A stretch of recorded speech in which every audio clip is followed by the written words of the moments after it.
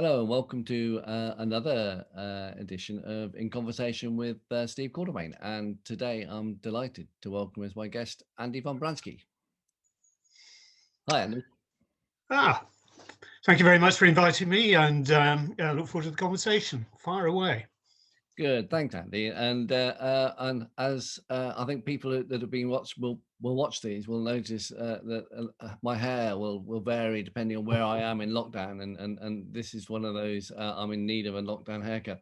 But it's good to see you, and I want to talk about the stuff we're doing, your government's doing on design and design codes. But first of all, I thought it'd be useful if you could sort of kick off by talking about your job, your role. What do you do at MHCLG? It's a very good question, isn't it? Head of Architecture is a title that hasn't been used in government in recent years. So it's a privileged position, really, because I bring my architectural background, which is 30 years of experience in a single practice, which I then became chairman of. And specialised in housing, specialised in consultation, specialised in sustainability and estate regeneration. So that's my background, and I was invited to advise on some policies, specifically to do with estate regeneration a few years ago, and have stayed ever since. So I'm there to advise on architectural matters. But I have a wider role than that. I think, given the experience I've had in housing, regeneration, and large-scale developments, I'm able to sort of float a little bit across the department and give advice in relation to my particular expertise where it's relevant. But I have to say, I've spent the last year concentrating in the planning department on some really important work, which I know we're going to be talking about. And so most of my time has been spent supporting the chief planner, formerly you, of course, and now Joanna Aveley, in providing architectural advice and helping with raising design quality within the planning system generally. That's really good, Andy, and I'm delighted. I mean, I'm personally delighted the way things have moved. I can remember promoting the design agenda whilst I was in MHCLG. I think that appointed your good self. We ran a couple of conferences, and we produced the guidance in 2019, and we'll come on to the codes in a minute. But it hasn't always been like this, and I'm going to quote to you something from a circular which I remember, but many of our listeners or viewers will probably be too young to remember. But I'm going to quote to you from circular 2280, and from it, just a couple of, there's lots I could quote, but a couple of quotes. The first is, only exceptionally should local authorities control design details if the sensitive character of the area or the particular building justifies it. And then secondly, functional requirements within a development, for the most part, are matter for the developer and their customers. Now, that was the advice that we got in the early 80s, at the beginning of my career. Can I ask you sort of what's changed? What's led to the shift? Well, and why is the government taking a different view now? Yeah, I mean, it's a really good question, and I think it has shifted quite significantly in the last few years. And well, just to go backwards a bit, I mean, my experience prior to being in private practice was working with local authorities, working for a local authority in London, actually, as part of an architect's department that supported the planners. So there was a chief architect, there was a chief planner. And it was really important, that interaction and that exchange, and the architect's team would advise on strategies in local plans and setting out area action plans and actually doing the sort of place shaping role. That obviously went away during the 80s and 90s. A lot of architects migrated out of local authorities or public service and moved into private practice, which is effectively what happened to me.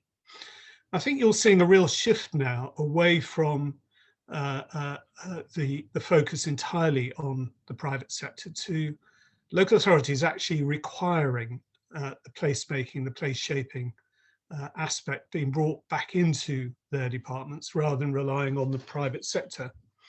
And I think government has sort of changed its position on quantity only to actually now quality as well as quantity, and recognise the importance of making sure that places grow and enhance the existing context rather than simply add numbers to the housing. And real credit to ministers for recognising this in the last few years. I think it first appeared in the Housing White Paper back in 2016 and has sort of grown ever since. And each minister has taken it forward as a key issue. And of course, our current ministers see beauty in the built environment, or the quality of the built environment, as important as the quantity of homes being built, both working together. Yeah, I'd like to come back to the beauty thing in a moment, but the legacy that we've been left with, and you may argue that it's a legacy that has its roots in the Circular 2280.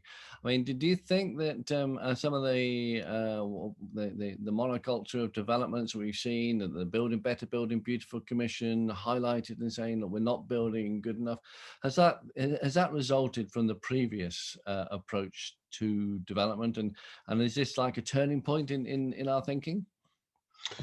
Yeah, I mean, house builders have done what they should be doing, which is delivering the number of homes that we need.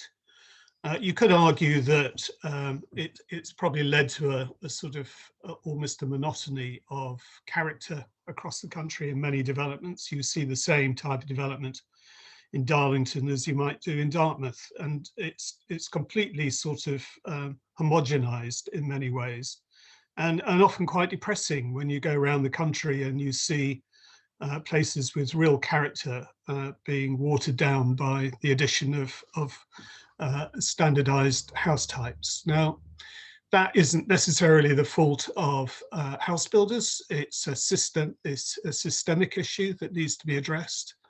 And that means that local places or local authorities need to be more demanding in terms of the kind of character of development that is added to their areas.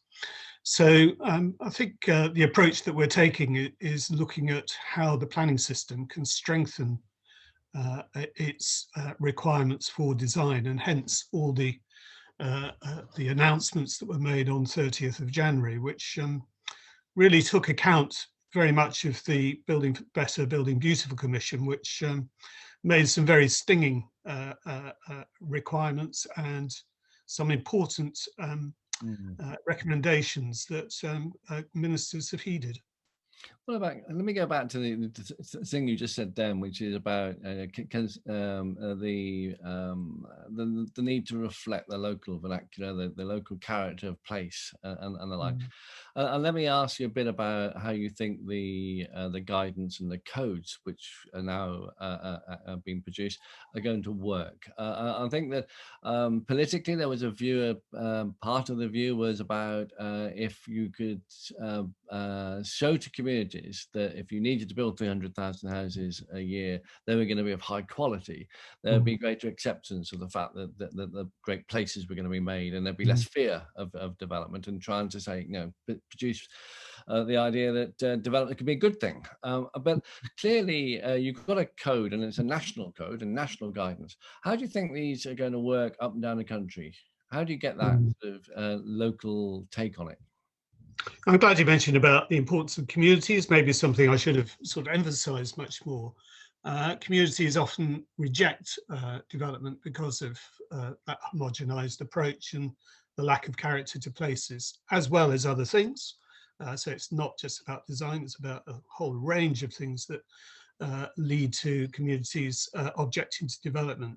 But the recognition that communities need to be brought along with development proposals is a really important aspect of the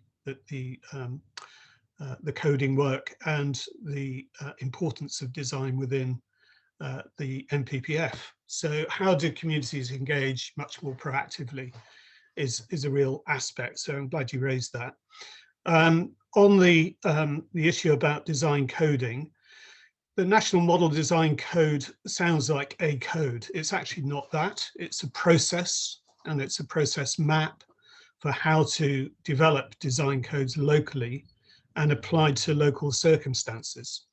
So it's broken down into 3 steps. The first step effectively is about understanding the character and the nature of an area alongside communities. So communities can often inform that approach, that process for understanding the character and the quality of an area.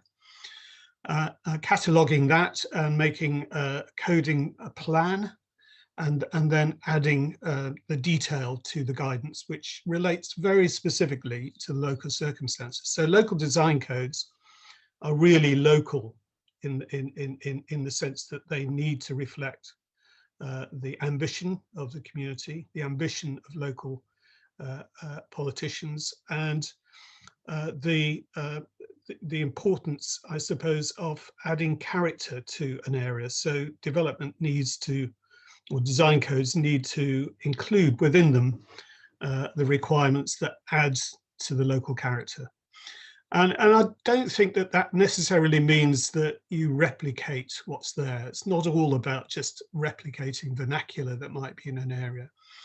Good architects, good urban designers, good landscape architects know how to enhance the character of a place, and whether they do that by traditional, contemporary, or innovative approaches to design, you know, the profession is well equipped to address that and add character in different ways. So the coding work gives you effectively a framework for that to happen. The important thing about coding is that it is done by the professions. It is done by built environment professions, and urban designers in particular need to play a stronger part, in my view, in terms of the placemaking and producing local design codes. Okay, that's a really interesting point, which I want to come back to you on, Andy. And there's 2 things I want to pick up on, really. Well, one is you mentioned earlier the MPPF and the desire for beauty, and who would argue against that? It's a thing that I think most people would say, yes, we want better design, and no one's frightened of the word beauty. But I think that quite a few people are saying, well, but how do you define it? Yeah, are we just on the threshold of a series of legal battles about definitions of beauty and whether something is beautiful or not? And I've already seen posts which suggest that we might be. That's the first sort of challenge back. I mean, is it wise to put that in the MPPF? Would it not be better just left in the codes? And should the MPPF not just say have codes?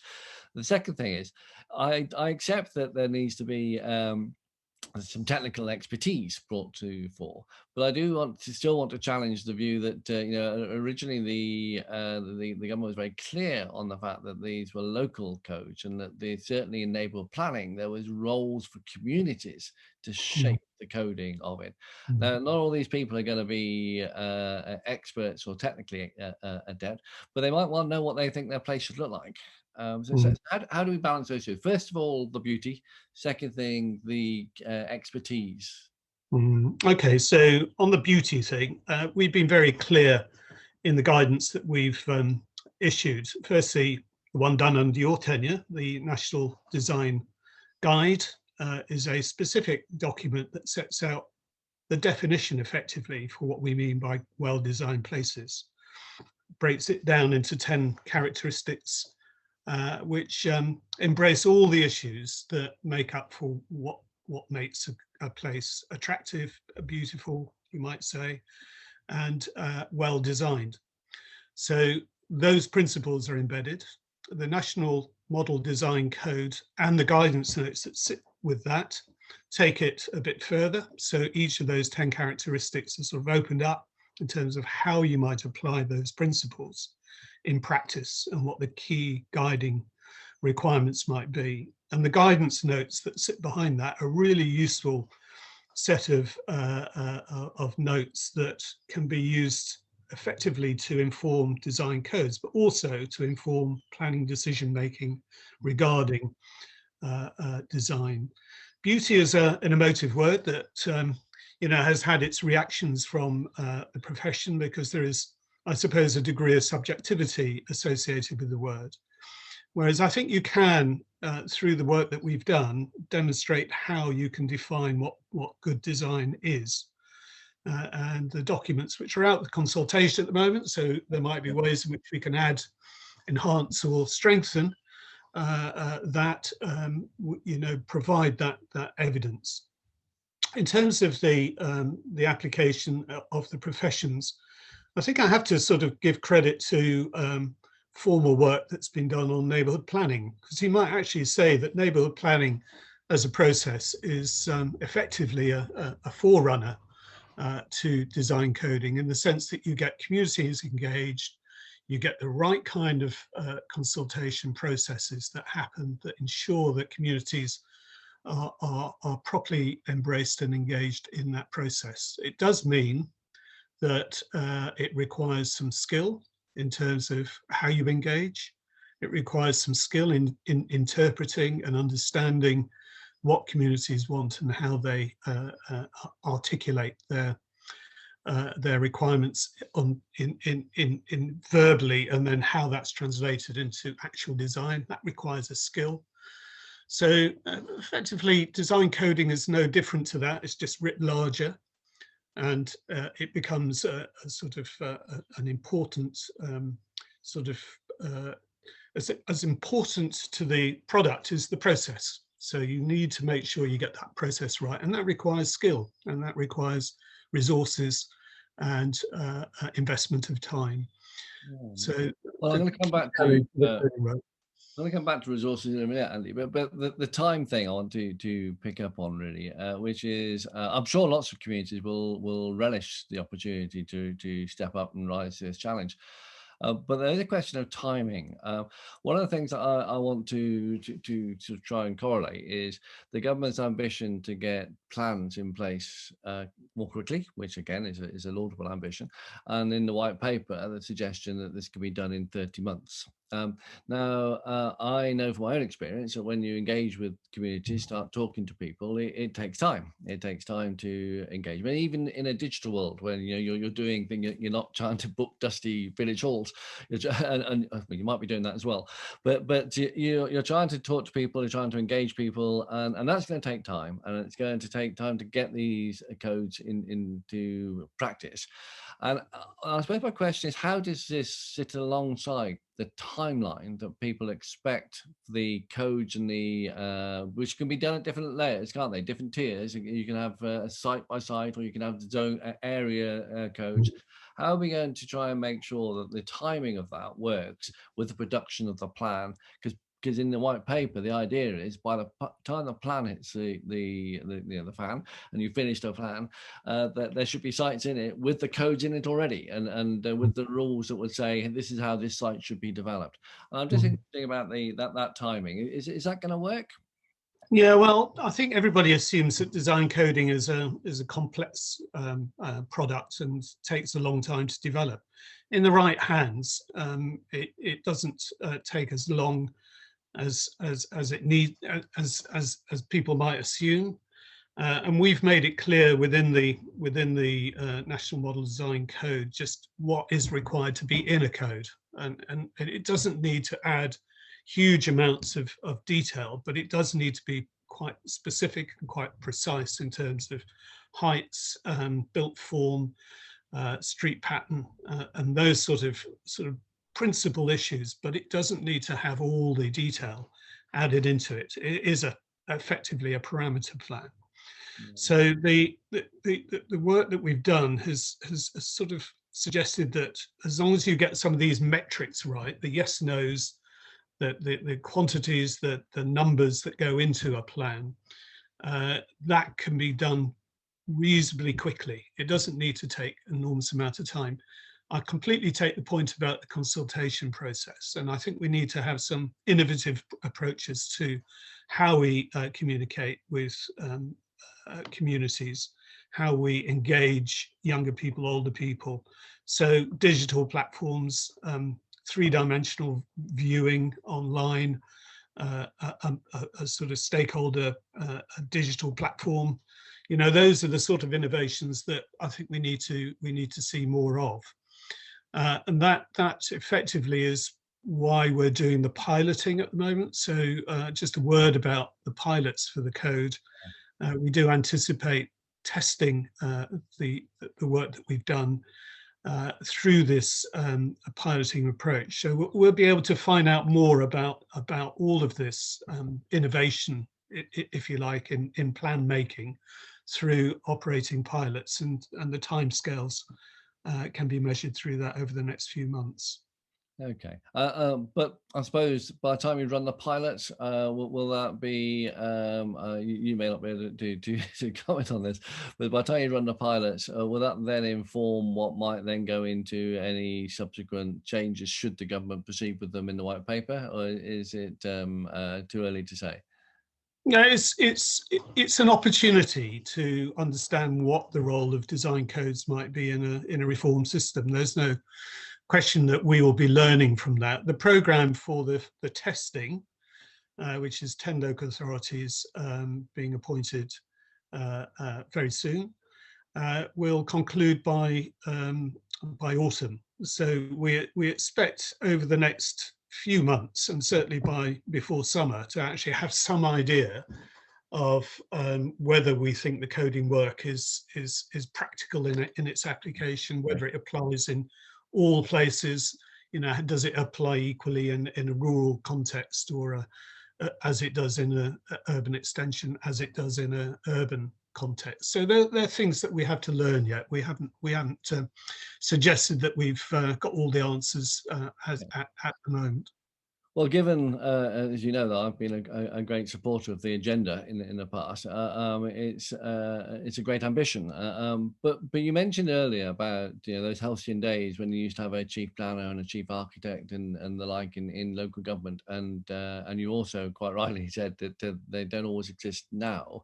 So can I ask you a bit about resources and the view that you might have about whether or not local authorities have got the resources and skills and knowledge to actually take this agenda forward, even if they absolutely say, yes, this is a great idea, or we want to do it.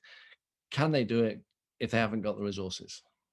No, and I think the government obviously recognises that this is a modal shift in terms of what's expected of local authorities. So three aspects to this. Firstly, I think local authorities need to work closely with the private sector, and they need to collaborate with developers. They need to work alongside the industry to assist them with this. The second point is effectively they need to have more access to the design skills that are already out there in terms of design advisory services like Design Network and Public Practice. Public Practice, I have to sort of give them a shout out. They do a fantastic job in terms of promoting the skills that are needed, but that needs to be spread more geographically, so that's a clear issue in some local authorities. The further out you get from some of the metropolitan areas, the more difficult sometimes these issues become to attract skills into local authorities. The third aspect is clearly about more direct sort of advice that should be targeted at places that might struggle. And the piloting applications have demonstrated just the need, I suppose, for these skills. And our announcement about Office for Place is an important sort of move towards addressing that. So this is a nascent body that will develop over the next year or so into an organisation that is intended to target the local authorities that need support in terms of delivering design codes. So we have these initiatives in place, and we're going to see how they go. So do you think some of the financial burden will fall on developers for this? I mean, a developer is going to need to step up and come into the arena, if you like, with schemes which are already at what I might describe as a higher state of design in relation to the national code before they even start. Yeah, I mean, I think this will stimulate developers to think more clearly about how they align their work with the coding work that we've produced. I think it's not. The thing with the coding work is that there's nothing particularly new about it. It is just good practice. It embraces what good placemaking is all about in detail. And it provides a resource, not just for local authorities, but also for house builders, developers generally, to refer to identify what is important. And I've no doubt in my mind that developers will be thinking about how they might comply with that to speed their applications through a planning process. What about the language though, Andy? Because I mean, I've sat opposite developers and negotiated on schemes, and you know, a lot of the talk is often about viability and the like. But one of the things I learned was that sometimes I was sitting opposite people, and it was almost like we were speaking a different language. I mean, I'd be talking about place and trying to create you know, open spaces and wide streets and trees. Trees are not new, and I've been talking about the numbers of units that there might be on the site. The developer will be sitting there and had already done a calculation about how much floor space he was going to get off the site, and he saw it very much in terms of square footage, and it's, I think, still the case for bizarrely in the metric world, is square footage. How much square footage can I get off this site? And that is then related to how much money they can make, and there's nothing wrong with that, and how much would then be returned to the company and to the shareholders. Now, this is not a sort of common language. We often are talking across purposes, which is why, well, it doesn't matter how many units you have, bloody this much square footage. Now, do you think that in this approach to the codes, we're going to see a shift in that debate, or is that a debate we've yet to have with developers? Yeah, I mean, I think there's a degree of that. We still need to have that discussion, and we've got a series of meetings and presentations lined up with landowners, master developers, and house builders. So we will be interested to hear how they respond to the work that we've done. I mean, effectively, the coding work gives you a framework for communities to, I mean, if a developer understands that a community has bought into this concept and that they support this design code that might have been produced by a local planning authority, then it gives them comfort, it gives them certainty that what they put in to comply with that particular code will be speeded through a process. So I think this is sort of, the savings might be in the arguments that often ensue in the way that you've described between local authorities and developers. Developers will inevitably go in with the highest possible footprint that they can get on the site, and you know what it's like. You get that whittling back to something that then meets midway between your aspiration and their aspiration. Now, coding would overcome that sort of that dance that goes on between a developer and a local planning authority, and give everybody certainty. So that's the concept. Well, but the important thing is getting the community buy-in to these. Absolutely. But it's interesting. You may have just added another line to the viability assessment. You know, because you know, if you can get an application through quicker, you know, what does that save the developer? Yeah, exactly. And does that then factor into how viable the scheme is? But I want to ask you about whether or not this is. Bear in mind that it's a national code. Land values vary up and down the country. Do you think this will still work in areas of low value? Yeah, it's a really good question, Steve, and that's probably one of our greatest challenges is how do we address this in a levelling up agenda in areas where there are real viability problems and low value. So we'll be looking very closely at how we can support places to do that. The issue for me, though, as a designer and as a master planner, is that you know that you can, with the right skills and the right capability within the profession. We are world leading, by the way, as a profession. Given the right skills, whatever the circumstances, you can get good design. There isn't a sort of a point at which you can't actually design something well simply because the land values are low. What it does mean is you might need to change the business model, or you might need to change the product, or you might need to sort of have a different approach. But I don't think that simply because areas are of a low value that you need necessarily to have poor design. That's the bit that we need to really challenge. Yeah, okay. Well, I suppose the question which flows from that is that if I look back, there's often been codes. I think it was in 2010, the Design Compendium. I cut my teeth in my career on the Essex Design Guide. There's lots of codes and guides and the like that have been in the system, and I agree that we have a world leading with architectural and planning profession in my view. But I could then say to you, well, why hasn't this worked before, Andy? And why, given we were saying earlier that some of the poorer developments were being highlighted through the Building Better, Building Beautiful Commission report and others, so why hasn't it worked before, and why do you think this one's going to work? Yeah, it's a very good challenge back. I mean, the Urban Design Compendium was well before 2010. I think it was probably 10 years before that. Yeah, it probably fell out of use around about 2010. But it's a good comparison, because the work that we're doing now, I would say, is a step up from what the Urban Design Compendium did. The Urban Design Compendium actually created or collected good urban design principles. And we know what those principles are. It was all embedded in some of those very good documents. CABE produced some excellent documents over its lifetime, again, sort of ceasing a bit in 2011 when it was sort of folded up in its then form.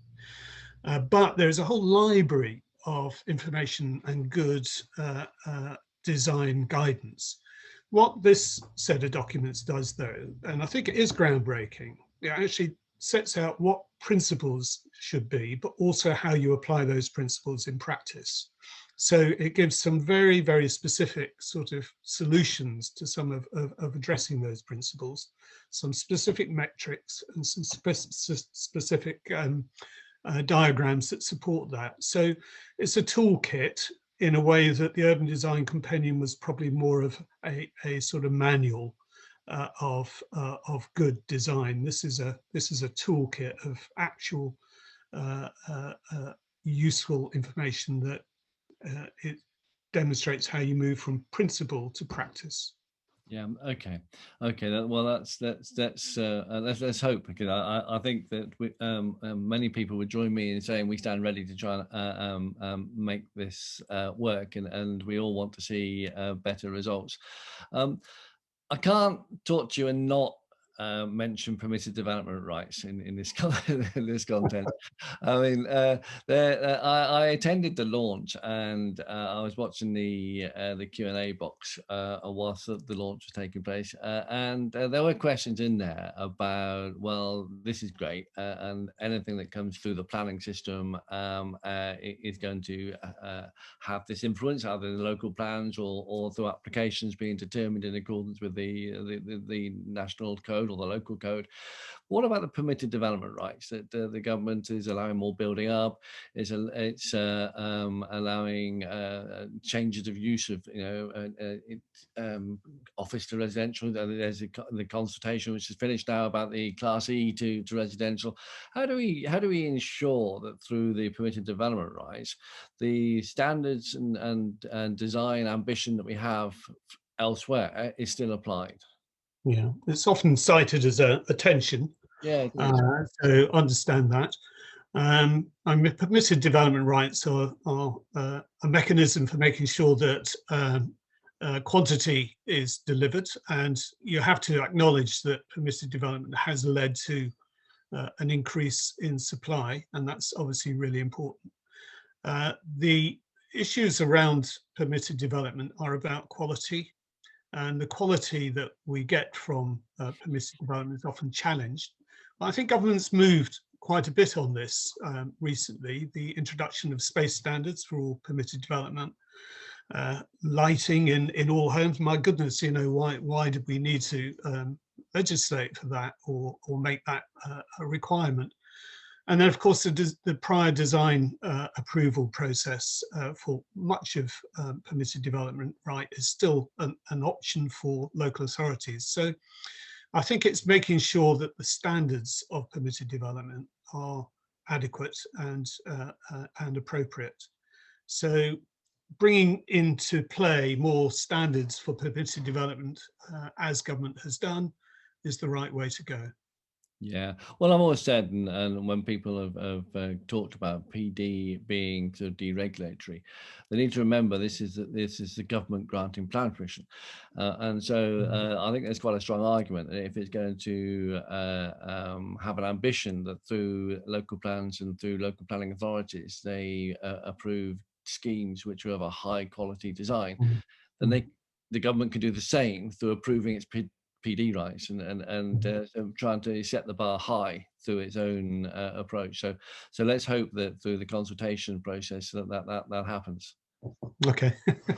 Well, Andy, it's been great to talk to you, and I'm grateful for your time. I know you must be very busy at this moment, and let's hope that the pilots help to inform this agenda. It is, as I said, this is something which is, you know, you can't argue against wanting the planning system to deliver great places. And I suppose I want to end by just sort of with a reflection on the fact that let's not forget that some places already do this. I mean, we've talked a bit about schemes being poor and the planning system not always delivering great stuff, but actually let's remember that the planning system has actually delivered some great stuff, and there is some good design out there. There is some good placemaking out there, and I suppose the end, you know, what we want is more of it. Yeah, I think you're absolutely right, and maybe there needs to be more of a focus on what is good that's out there. So, for example, the Housing Design Awards, which government supports and has done over the recent years, highlights just the skills that we do have in our sector, and the willing developers and the ambitious planning authorities are out there and are delivering. So we don't want to tar everybody with the same brush. The issue for me is about how do you improve the general standard. It's not about award-winning schemes. It's more about raising the bar for the everyday, for the average, and making the average better, and making the poor good is where we need to be on this. And I think our groundbreaking, I would say, documents are a vital toolkit for us to achieve that. Well, let's hope so. And again, thank you very much for your time, Andy. It's been great talking to you. Thank you very much. Well, great to talk to you as well. Thank you very much, Steve. Bye then. Bye.